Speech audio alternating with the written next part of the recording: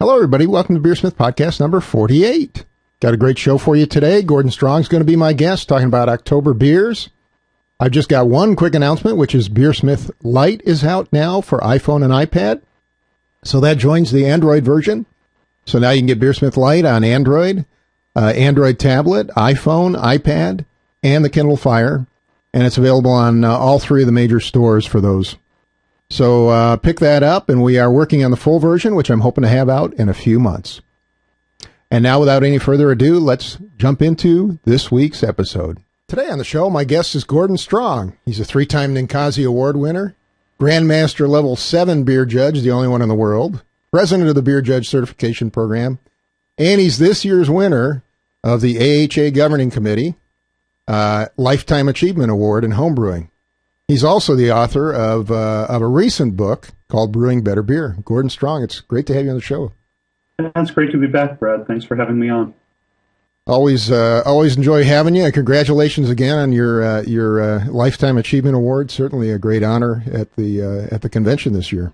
Oh, absolutely. I was stunned, speechless. Which, you know me at all? That's a rare moment indeed. Yeah, I was. You were certainly surprised, I think. Oh yeah. They totally pumped me. It's for those who don't know, it's done at the Homebrewers Association banquet, the national banquet every year. And so, Gordon, congratulations. Thanks. Anyways, I was going to dive into some popular beers to brew in the fall since it's October, and I thought we'd start maybe with Oktoberfest and Marzen beer. So, can you talk a little bit about some of the history behind these two famous Oktoberfest beers? Sure. I mean, they're essentially two different names for the same thing. Oktoberfest is basically a fest beer served in October. Fest beers in Germany just mean a slightly stronger version of an ordinary beer. And Marzen basically just means March in German, so March beer. So they brew it in March and they serve it in October, but it's the same beer. It's a malty amber lager, essentially. And as you mentioned, the beer was traditionally associated with Oktoberfest, which in Munich actually starts in September, end of September, roughly. Yeah, it's over. It's over by now. Yeah, it was Septemberfest. Septemberfest, yeah. It was traditionally brewed in March. Why is that? Well, it's a stronger beer and it has the lager. If you think back to really before refrigeration was popular, how lagering actually was conducted. So, in the caves of Bavaria, they would put their beers to mature over the warm summer months, while the beer was kept in the cool caves. It's just it's a form of conditioning. But, really, I think it's also kind of important to separate Oktoberfest the beer from Oktoberfest the event, because, Oktoberfest the event really dates back to 1810. So it was, at the time, Bavaria was, independent country, if you will, part of the German Federation, but Germany in its proper form hadn't really been created yet. So it was basically a big wedding festival in mid-October. It's a big party, and they like parties, so they kept doing it year after year. But if you think about when the event started versus when lagers were actually developed, I mean, lagers weren't really developed until the early 1840s. Right. So, they were drinking something else. They were probably drinking, dark Munich beer, because that's what they made in Munich. It's, what we think of today as Dunkel. Beer that works well with the fairly carbonate water of Munich. But in the 1840s, the sort of the paler lager revolution sort of took over. And, the major brewing cities of Central Europe, and Pilsen and Vienna and Munich, a lot of it happening roughly simultaneously. But a lighter style of beer they couldn't really make the Pilsner style beers. They didn't really understand pH and water chemistry that well. Mm-hmm.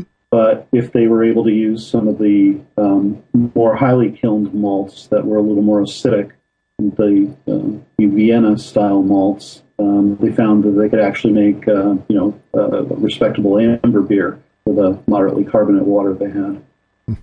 So, that's taken over. But if you were to go to Oktoberfest now, I think you'd be a little surprised at the beer that they serve there versus the beer that we get in the United States.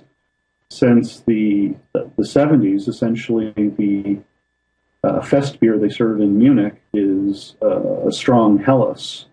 So it's more of a golden colored beer. Mm-hmm. It just happens to be a little bit stronger. I mean, generally an Oktoberfest beer is going to be around 6%, give or take. And they'll be drinking it in the big 1 liter Moss mugs. I've been there before, actually. And I was there for the fest. And the beer wasn't amber, right? It was golden. No, you're right. It was much. It was lighter than I expected, but right. It was served in 1 liter mugs, which was pretty impressive. And I was surprised the Germans could put them away pretty readily. And the waitresses can actually carry as many as they do at once. It's a great event. If you get a chance to go, I certainly recommend it. If you like beer festivals, that's the Mac Daddy. But really, what Americans think of Oktoberfest is essentially a product that the Germans brew almost exclusively for export, mostly here. So it's kind of the old school Oktoberfest. Mm-hmm. I mean, it's really something that they probably served there, for 100 years, from probably the 1870s to the 1970s before they lightened it up. Mm-hmm. But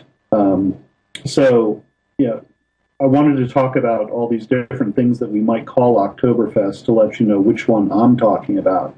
I'm talking about the one that an American think of as an Oktoberfest, which is the maltier reddish amber beer, not the strong Helles that they serve at Oktoberfest in Germany. Well, that leads into my next question, which is, can you tell us a little bit about the actual style and taste of the beer? What is how do you define the style? Right. So, malty amber lager is a pretty good start. So, really, it's made with some of the finest malts. So you're talking about beers made with good German 2-row brewer's malt, probably the more highly kilned stuff.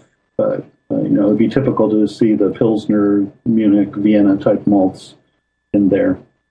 But it's a lager beer, so you're going to be using a lager yeast. German beers typically are well attenuated. They have a dry finish. Mm-hmm. So that's an important characteristic of the beer. But they're not going to be highly hopped. So if you're putting together a 6% beer, you're gonna pack a fair amount of malt in it. So it's going to be malty, but it's not really going to be sweet. But if you brew a malty beer but don't make it terribly bitter, I mean, your brain might tell you it's sweet, but you kind of have to pay attention to the finish to see if there's any notion of residual sugar in the beer. But it's kind of hard to drink a liter of beer that is sugary. So it's the attenuation that really gives it the drinkability. And so separating malty from sweet, I think, is a big part of understanding German lagers and Oktoberfest in particular. So I would call it a roughly 6% amberish German lager that has a refined, elegant, well-developed malty flavor that favors the rich, toasty flavors. It's not going to be as malty, dark as a Bock beer or a Dunkel, and it's not going to be as pale as a Pilsner. So it's in that intermediate ground, but it's amber orange color is kind of what you're looking for. The carbonation? German beers in general are pretty, well carbonated. It's not going to be as highly carbonated as Hefeweizen or Berliner Weiss or something like that. But it's going to have medium high carbonation. Now, when you start brewing one, we talk about actually brewing one. How do you start? What kind of a grain bill do you start with? Mm-hmm. Well, like I said, you should take a look at German malts. So from German maltsters, and I would be looking at a combination of Pilsner, Vienna, Munich malt. You can tweak the percentages to suit your taste. What are the rough numbers you might use? Let's say you're going to brew one tomorrow. Yeah, I mean, I think a decent start would be 1/3 each for the what constitutes the base part of your beer. Mm-hmm. You could do that, or you could focus more on the Pilsner, or I'm sorry, on the Vienna, which tends to have more of a toasty character. Well, what I wouldn't do is try to make it with all Munich malt, because I think then you're going to get it tasting more like a Bock. Mm. So, if you start with, roughly equal percentages of each, or tend to favor the Vienna malt, I think that's what I would use for most of the base. And really, the character grains that you add tend to be pretty minimal. You can make a respectable Oktoberfest with just what I talked about. So you don't need to add everything but the kitchen sink here. Huh? No, because that usually makes for muddled flavors. So, I would be very careful about what else I added. I might even want to make a test batch with just the base grains to see how it comes out according to your personal preference. But if I was looking at some character grains, I would look at ones that enhance the maltiness or enhance the toasted quality. But I would still stay with German or perhaps Belgian malts. So what do you have in mind there? Either melanoid malt or aromatic malt, which are almost the same thing. They're kind of a super Munich. Mm-hmm. Maybe some of the dark Munich. There's some maltsters, Weirmann, for instance, where you buy light Munich or dark Munich, and usually when somebody is talking about a recipe, if they say Munich, they mean light Munich. Mm-hmm. But I actually like the dark Munich. But you have to check from the different maltsters, because not all maltsters are equal. I forget which one, but there's one that makes a very dark Munich malt. That's almost twice as dark as most other maltsters. So, I'm talking kind of like Weirmann dark Munich is the one that I usually look for myself. So I might add some of those, or if I want to add any kind of impression of sweetness or perhaps color adjustment, I would use a Care Munich, and there I would be looking more like the Care Munich 3, but using sort of a light touch, because that's going to be about a 75 level bond addition. So, personally, I would use some of those richer malts, and then maybe a little bit of Care Munich. In a 5-gallon batch, I'm probably talking about, maybe 1.5 pounds of the, richer ingredients and no more than 1/2 pound of Care Munich. So you're just trying to give it a little character then, huh? Yeah. So, using your recipe software, just sort of adjust the percentages. You can sort of lay in the specialty grains and then play with the basic malt to get the gravity where you expect it to Sure. be. You're probably looking at something that's roughly 1056, 1058, maybe tops, because it shouldn't. Like I said, it should be attenuated. So when you do the math in your recipe software, figure that it's gonna attenuate out. Going to ferment pretty well, sure. But you don't really want a big sweet finish, because that won't taste right. Right.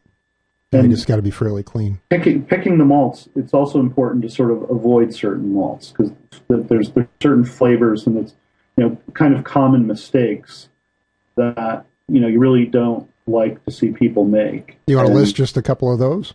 Yeah, I mean, I would stay away from the biscuit type malts that give and things that have kind of an English flavor, things that have that bready, biscuity flavor. And I would also stay away from anything that had any kind of roast in it, chocolate type malts or dark malts that you might use for color adjustment. Because if any of that flavor washes over, it's just going to taste totally wrong. Yeah. I would steer clear of crystal type malts, except the little bit of Caramunic I mentioned, because like I said, you want it to be malty rather than sweet. And I would stay away from, in general, American malts. Even if an American maltster says they make a Munich malt, it's not going to taste like a German Munich malt. Use the proper stuff. Spend the extra money. You're going for quality. Now, what mash profile do you use, and what kind of hops? Well, let me take hops first, because that's pretty easy. It's not a highly hopped beer. Mm-hmm. So, I mean, I would just be looking mostly at a bitterness addition. Germans in their best beers try to use so probably just hops. a single edition. Yeah, generally. And Holler Tower, is probably the classic best choice. If you wanted to have any sort of flavor aroma addition, I'd keep it under a half an ounce, more like a quarter ounce for a 5-gallon batch. Something light if you feel like it. And any of the other noble hops that might be acceptable? Sure. Holler Tower tends to have the best profile, but if you're just using it for bitterness, it probably doesn't matter. So, Tettnanger, Spalt, even Magnum, but you don't want a lot of IBUs. I'm thinking, I don't know, 20 maybe for a beer like that. Because remember, you're trying to dry it out, so the IBUs are going to come through more in a well attenuated beer. Those malts are really malty, so they do tend to swallow up the IBUs. They balance it more because they bring so much flavor. So I wouldn't go down into like the mid-low teens. Keep it up in the 20-ish range, I think. And what about you obviously have to balance out all that malt you're putting in to get a fairly high you got a fairly high gravity beer to start with, right? Well, it's obviously going to finish on the malty side, but if for you an American, we're probably I don't want to oversell it, because it's probably the starting gravity of what most people make a pale ale at. Yeah, it's like we're talking 1056 or thereabouts, which isn't that big for an American, but it'd be huge for a Brit, for instance. Yeah. But I tend to. You asked about mash profile. Yeah. I tend to mash for attenuation, so I would do German mash programs like traditional step mash or decoction mash. When I use a lot of the, and you probably I assume you're looking at sort of a lower temperature for the conversion, right? Yes. So down at the low end, around maybe 148, 150, somewhere in there. Actually lower. Lower, okay. When I do a German mash, my main conversion is usually between 144 and 146. Wow. I might throw in a 131 rest for 10 or 15 minutes. That's it's kind of a high protein rest, but I find if I use a lot of Pilsner type malts from Europe, it helps improve my clarity. Mm-hmm. And it can improve the attenuation. So I usually do something like 131, 144, 158, and then mash out. But the bulk of the conversion happens in the 144, 146 range, and then we bring it up to 158 late. I assume that's where you leave most of your time as well, right? Yeah, at the main beta amylase conversion, which is the one that's going on in the 140s. So if you're mashing at that low a temperature, do you mash a little bit longer? It actually tends to go pretty fast at that temperature. But I go through maybe 45 minutes. I might do 10, 15 minutes tops at 131, mm-hmm. and somewhere around 40, 45 minutes at the main one, and then up to 158, I'll probably do 15 or 20 minutes and then mash out. So it takes some time, and you can step it or you can decoct it if you feel like it. Do you think it's worth doing the decoction mash? Obviously, a little more work. Yeah, it's a little more work, but it is kind of more traditional. It will give you some additional color development. Mm-hmm. So and you do develop some of the Maillard reaction products, the things that give you those malty flavors. You can sort of simulate that by playing around with the percentages of your base malts. Right, and also isn't it melanoidin malt also works pretty well for right sort of simulating. Right. It seems like when I decoct, the beer has sort of a better mouthfeel. Mm-hmm. It comes out more in wheat beers than traditional barley beers for me. Mm-hmm. But I'll still tend to do it. I'll at least step it. But I kind of like the decoction. It's really not that hard. If you just have an extra burner and are willing to stir a little and make sure it doesn't scorch, it's not that hard. What about yeast and fermentation? Well, it's a lager beer, so a German lager yeast. What I try to do is avoid yeasts that throw a lot of sulfur. So, my go-to lager yeast is really the Einger yeast, which is available from White Labs as their German Bach yeast, the WLP 833. Mm-hmm. I love that. I love that yeast. Ironically, they make a yeast called Oktoberfest yeast, and every time I've used that, it's just thrown a horrible amount of sulfur. Really find unpleasant. It's some people like that and think it's a lager flavor, but I just kind of find that objectionable. Well, some people are more sensitive to it, I think, and then also it does take quite a while to get rid of that. Yeah. You have to ferment it for quite a while, or age it, I should say, for quite a while. Longer conditioning, or you can try some more intensive measures of like scrubbing it out with CO2. But I'd rather just pick a different yeast. I like the Oktoberfest from Einger, so I really like their yeast. So I prefer that one. But if I couldn't find that one, I think sort of a go-to lager yeast for any German beer is the Y yeast 2206. Mm-hmm. So, what kind of a fermentation profile do you use? Do you do you do a diacetyl rest? Do you what fermentation temperatures, so on? Well, it's a pretty common German lager fermentation for me. Pitch around 46, 48, mm-hmm.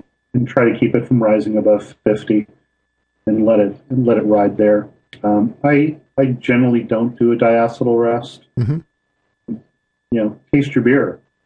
Is it throwing diacetyl? The kind of yeast that I choose generally don't have that. So I really don't see the need. But taste your beer. If you need to use it, do it.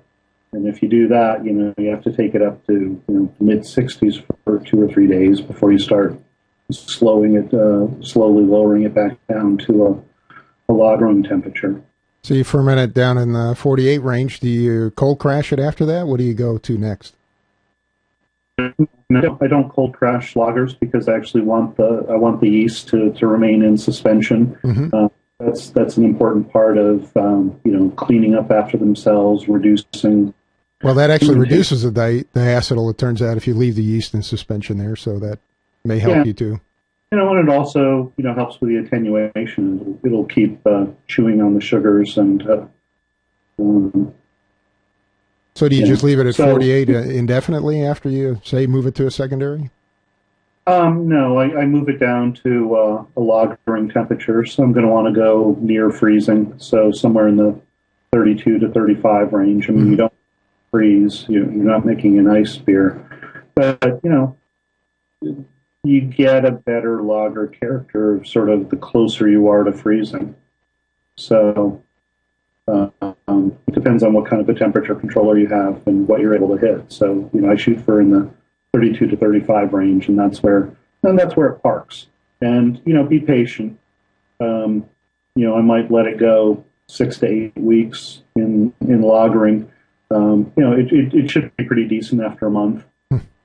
The Germans were happy to make it in March and serve it in October, so they weren't in any hurry to rush it out. So, I think it can improve with a little more age, but try it. After you finish, after you're happy with its condition, check to see if the yeast is flocked out. I mean, you might need to add gelatin or something to drop the rest of the yeast, and then do whatever you need to do, whether you transfer it to another keg or if you're just going to serve it there, you just be gentle with it. Because it's not a dark beer. It's a bright orangish amber beer. So its appearance is pretty important. So you want it to sort of sparkle as well. It's a big part of the visual appeal. You don't want to serve it murky. They're drinking out of glass, not steins, made out of pewter or ceramic or something. Right, but it's fairly well carbonated, right? Yeah, it is. Yeah, it should be. So, is there anything else you want to say about Oktoberfest before we move on to maybe some other fall beers?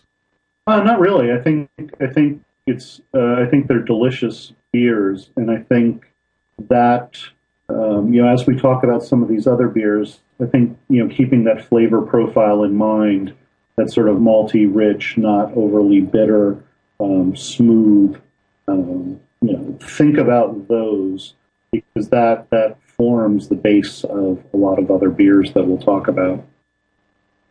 Okay, well, I guess next I'd like to move on to pumpkin beer, which is a variation, certainly a fall beer, very popular this time of year. Yeah, absolutely. I'm not a big pumpkin fan, so I haven't done a lot of brewing with pumpkin, but I'm kind of interested in hearing how you do it and how it works out for you. Sure. I made one a couple of weeks ago and just actually served one today at a work event. Mm-hmm. Somebody brought back some bratwurst from Wisconsin, and we grilled those up and had some brats and beer. Yeah, it's fall in America, so why not have these good German festivals? So I made a pumpkin beer. It's something that I make every year or two. So I've tried it different ways, and I've seen other people talk about how to make it. So I use pumpkin, and I use pumpkin pie spices, and I'm using those with sort of a dark amber base beer. So let's start at the beginning. You start with what portion of the pumpkin do you carve out the rind? Do you take the meat of it? Well, you ever make a pumpkin pie? Sure. So do you start with a pumpkin or do you start with a can? I guess you can go either way. Yeah. So, I mean, the pumpkin I use is just the canned stuff. The 100% pumpkin puree. Just make sure it doesn't have anything else added. Libby's is a national brand, but you buy your supermarket brand. It's all just pumpkin. So there are a lot of different varieties of pumpkins. You're not actually cooking with the thing that you carve for a jack-o'-lantern. Those are like field pumpkins. There's actually these sort of smaller pumpkins. They're called pie pumpkins or sugar pumpkins. Mm-hmm. That's what they make pies out of. Mm-hmm. So they have a higher sugar content, more actual flavor. And then they have these really small pumpkins we use for the pumpkin chunkin' championship that I go to in Delaware every year. That's that sounds like something that would go well with they have it on the Discovery Channel. It's quite a sight to see. I usually go every year, but I digress. Go on, please. So I'm more interested in making beer than making the ingredient that goes into beer. So I find it a lot easier just to buy the pumpkin puree in the cans. Sure. And actually, what I do is I spread it out on like a rimmed baking sheet and throw it in the oven for an hour and roast it. It dries some of the water off, and it also caramelizes it fair amount. So stir it every 15 minutes. Check my notes. I roasted it at 400 for an hour and 10. That would definitely caramelize it. Yeah. You don't want it to burn. You're looking for it to have that nice golden brown color. Brown food tastes good. Black food tastes burned. So don't burn it. And if you do burn it around the edges, don't carry that over into your beer. Just throw that away. But stir it around. See that it gets caramelized. See that water gets driven off. So you'll be concentrating and enhancing the pumpkin flavor. That's the first thing I do. And then how do you use it in the beer? So you start with a base of what's your base beer? I've played around with different things. I'm trying to drive the deep malty flavors without getting into roasted flavors. So the last one that I made, I've made it with a base of either Maris Otter, or last time I had some Golden Promise. Mm-hmm. So use some of that. But then I add a lot of the sort of deeper character grains. So I'm adding some dark Munich, like I talked about. I added some English brown malt. Things that are going to give those sort of mid-range, toasty kind of flavors. I use some pale chocolate. That's about as deep as I'd go. Some Caribbean for sweetness. So I'm looking at the idea of what would a liquid alcoholic pumpkin pie taste like. I want a creaminess to it, so I add some oats to give it some mouthfeel, because pumpkin pie is going to have a texture, so the beer should have that sort of thickness without being syrupy sweet. So those are the kind of things I was putting into the base beer, and I'm shooting for something that's in the the range of an Oktoberfest beer. I'm trying to make something that's roughly 5.5%, 6%. So, something in the 1055 to 1060 range. Okay, so you brew up your base beer. When do you actually add the pumpkin? This is where I've read some, how other people do it, and I differ here because I see people like mashing the pumpkins. Yeah. Mashing the pumpkins, you're starting with the wrong pumpkin. You're starting with starchy pumpkins, and I'm not sure you're going to get a whole lot of flavor out of those. I'm not really adding pumpkin for, points. Right. I'm adding it for flavor. So I put it in the boil. I put it in a mesh bag, stick it in the boil, and let it boil away. Well, you've already caramelized it, so it's got a fair amount of sugar already, right? It's got the kind of flavor you would have in a pumpkin pie. So, I'm just trying to get that into the beer. One time I made it, I let that sort of carry over into the fermenter, and that was really kind of a mess. So if I in the fermenter, I didn't do it this last time because I was trying to churn it pretty quickly, and clarity was kind of important. So I just pulled the mesh bag out of the boil and went on from there. Yeah, that's what I was going to ask. How do you control how do you get the pumpkin out? I guess you keep it in a bag, huh? I keep it in a very tight mesh bag, like you'd use for extract brewing. I also would add some other flavorings into the beer. I'd add molasses and brown sugars and other sugar sources, because those are kind of flavors you would often see in a pie. And then you mentioned spices as well. Yeah. I mean, you could do a lot worse than just taking a commercial pumpkin pie spice blend and using that. I tend to use whole spices. I prefer spices I get from Penzeys. But cinnamon, ginger, nutmeg, allspice. Those are pumpkin pie spices. So I tend to use the whole spices, and I might break them up and put them in like a little mesh bag, and they might go in for at knockout. I might just let them steep for 3 to 5 minutes, kind of like you would make a tea. I mean, you don't want to extract too much, but you also you don't really want to put them in the boil, because you're dealing with essential oils and volatile aromatics, and driving them off is kind of counterproductive. So I tend to go a little on the light side in the beer, knowing that I'm going to adjust it to taste later, because you never know how intense the individual spices you get are going to be.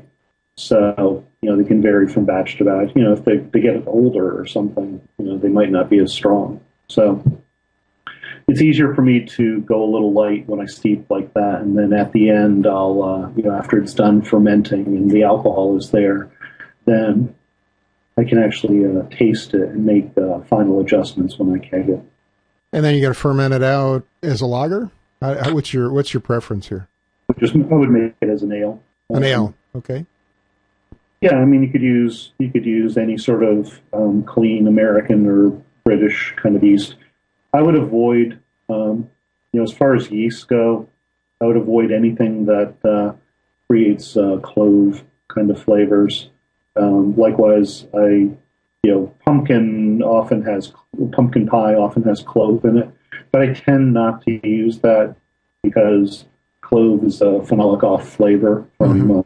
Sure. I found that if I put clove in there, even though it belongs with a pumpkin pie, you're going to realize that you're drinking a beer, and you're going to taste clove, and you're going to say, something's wrong with that beer. So I would kind of watch that. Just a bittering hop addition. I wouldn't really put aroma hops. Anytime you make a spiced beer, I don't like to use late hops, because letting the spices sort of stand in. And you want this, pumpkin pie isn't bitter, so I mean, you want this to be, balanced toward the malt as well. So, I would. It's not going to be quite as well attenuated as an Oktoberfest is going to be. So, consider that, when you're formulating your recipe. But I would still have at least 15 IBUs in it. But I would look in the 15 to 20 range for a beer like that, because you don't want it to come off as bitter, but you don't want it to seem syrupy. So that's kind of it. It's nothing special with fermentation and finishing, I assume. No. I would go on the cooler side, because you don't want to develop a lot of fruitiness or yeast, and you want to keep the yeast fairly clean.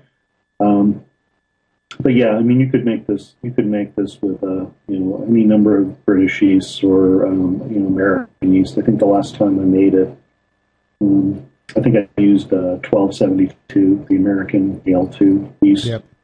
And that was fine. The bittering hops can be sort of anything, and I wouldn't get anything that left a lot of hop flavor if you used it as a bittering addition. So stay away from the sort of the bright citrusy kind of things. Go with Malt or Magnum or Goldings or something. Something that's not going to throw tons of flavor. Anything noble if you want. Right. Well, we're actually getting near the end of the show. I was wondering, Gordon, would you like to just talk for a few minutes about your book? I know it's been out for a little while now, but I was wondering if you might want to just say a few words. It's I've gotten some very good response from people, and I put together a talk for the national conference this year based on sort of top reader tips. So I've gotten really good response to that talk. So I've been thinking a lot more about developing recipes based on the methods in the book.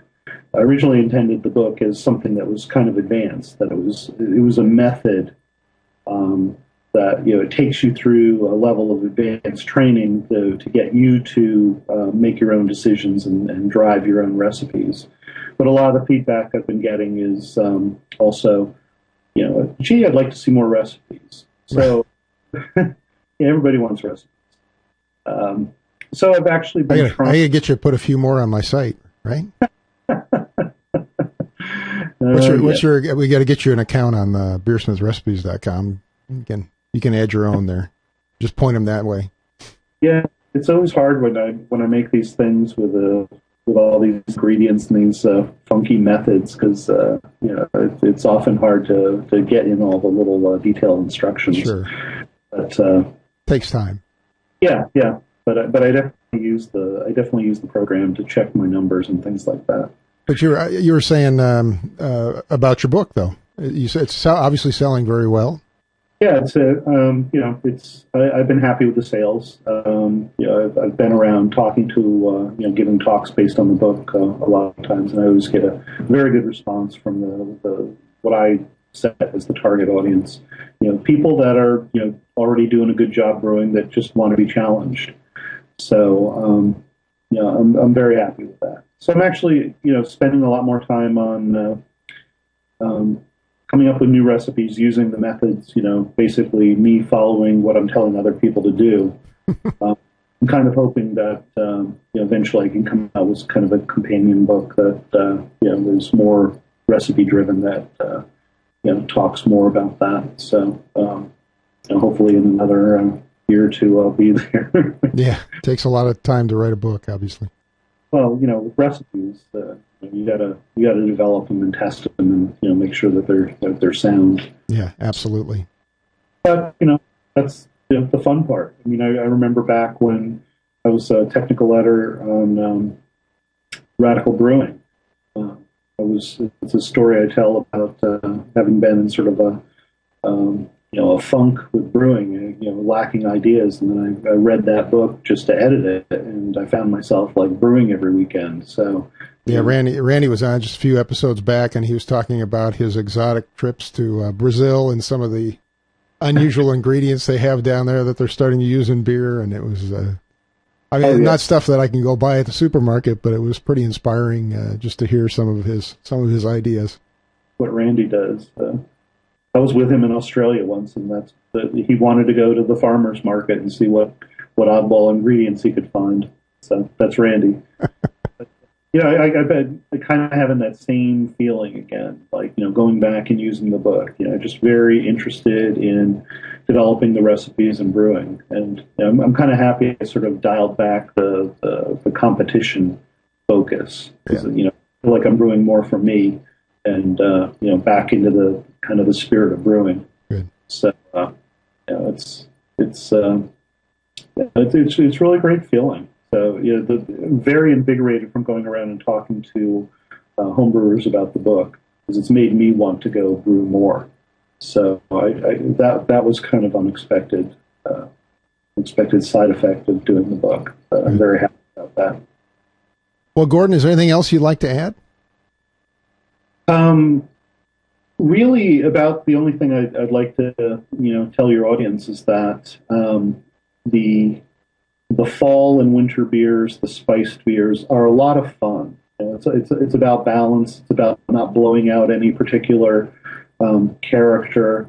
the fall beers tend to be the sort of toasty, malty types, and the winter beers can sort of get a little darker, but still, don't, shouldn't be overly roasty.